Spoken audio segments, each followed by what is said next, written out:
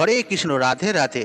নমস্কার বন্ধুরা। আজ এই ভিডিওর মাধ্যমে যে আমি আপনাদেরকে জানিয়ে দেব, সামান্য 5টি টাকা খরচা করে পবিত্র জন্মাষ্টমীর দিন যদি আপনার বাড়িতে এই একটি জিনিস আনতে পারেন, তাহলে প্রভু শ্রী কৃষ্ণের কৃপায় আপনাদের জীবনে কখনোই আর্থিক কষ্টের করাল ছায়া পড়বে না।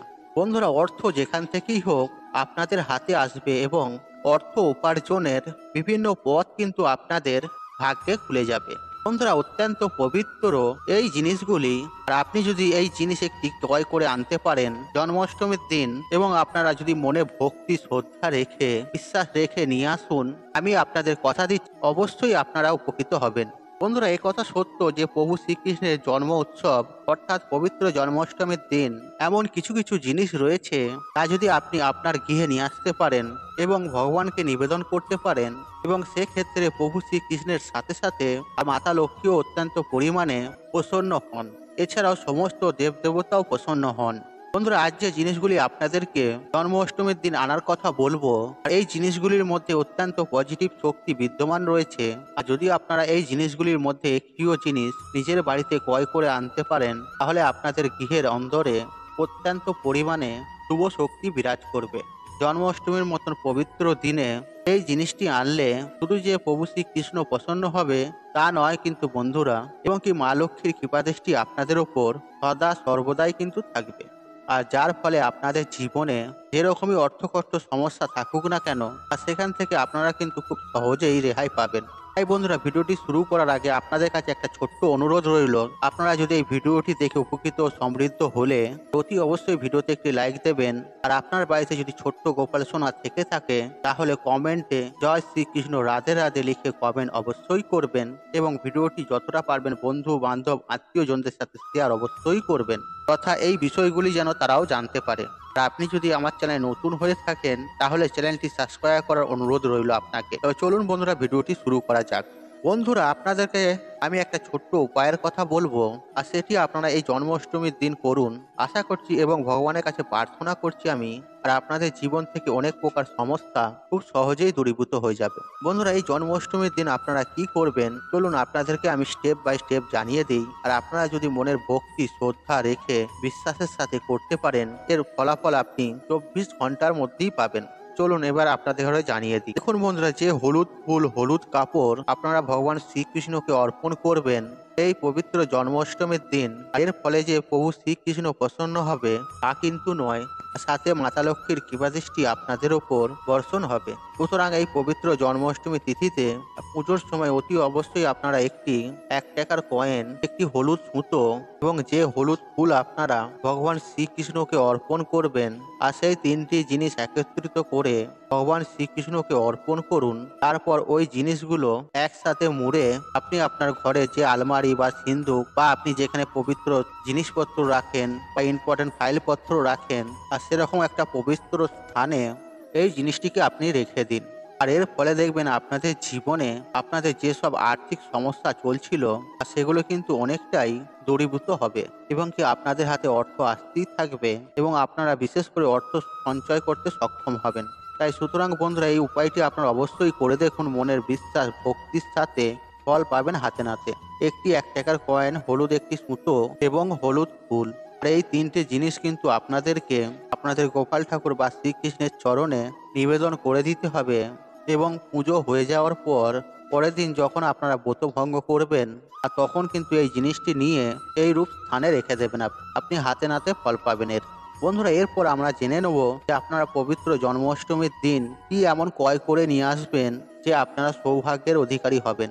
বন্ধুরা, সেই সম্পর্কে বন্ধুরা প্রথমেই আপনাদেরকে যে বিষয়টি জানাবো তা হলো, দেখুন বন্ধুরা, ভগবান শ্রীকৃষ্ণকে পীতাম্বর বলা হয় কারণ বন্ধুরা হলুদ রং শ্রীকৃষ্ণের অত্যন্ত পছন্দের। তাই বন্ধুরা, এই জন্মাষ্টমীর দিন আপনারা হলুদ রঙের বস্ত্র যদি অর্পণ করতে পারেন, উনি কিন্তু অত্যন্ত খুশি হন। তথা আপনারা এই দিন অতি অবশ্যই হলুদ ফুল কৃষ্ণগোপালকে অবশ্যই অর্পণ করবেন। তাহলে দেখবেন ভগবান শ্রীকৃষ্ণের আশীর্বাদে আপনার মান সম্মান বৃদ্ধি পাবে এবং তাতে উনি পরম খুশিও হবেন।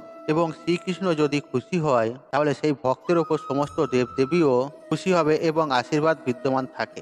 কারণ শ্রীকৃষ্ণ হলো পরমেশ্বর ভগবান। অর্থাৎ আপনারা যদি এইভাবে ওনাকে খুশি করতে পারেন, তাহলে আপনার মনস্কামনা মনোবাসনা যেটাই আপনাদের আছে অতি তাড়াতাড়ি পূর্ণ হবে। বন্ধুরা, দ্বিতীয় যে জিনিসটি আপনারা নিয়ে আসবেন এই পবিত্রতম জন্মাষ্টমীর দিনে, আর সেটি হচ্ছে পদ্ম ফুল। এই পদ্ম ফুল ভগবান শ্রীকৃষ্ণের এবং মাতা লক্ষ্মীর অত্যন্ত প্রিয়।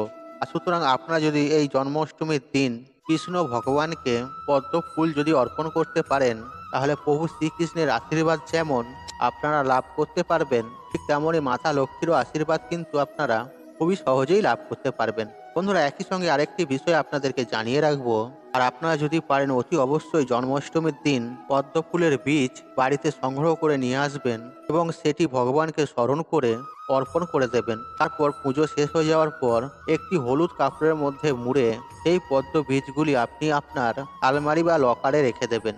এর ফলে দেখবেন প্রভুর কৃপায় আপনাদের জীবন থেকে সমস্ত প্রকারের টাকা পয়সা সংক্রান্ত যে সমস্যা চলছিল বা আছে, সেগুলো কিন্তু অনেকখানি কেটে যাবে এবং বিভিন্ন পথ থেকে আপনাদের হাতে অর্থ আসতে থাকবে। তৃতীয়ত বন্ধুরা, আমরা প্রত্যেকেই জানি আর শ্রীকৃষ্ণের প্রিয় অত্যন্ত বস্তুটি হলো ময়ূর পালক, যা তিনি সর্বদাই ধারণ করেন নিজের মস্তকে। সুতরাং আপনারা যদি এই জন্মাষ্টমীর দিন আর বাজার থেকে একটি হলেও ময়ূর পালক ক্রয় করে ভগবান পরমেশ্বর কৃষ্ণ গোপালকে অর্পণ করতে পারেন, তাহলে উনি অত্যন্ত আপনার ওপর খুশি হবে এবং আপনার সকল মনস্কামনা মনোবাঞ্ছনা পূর্ণ করবে।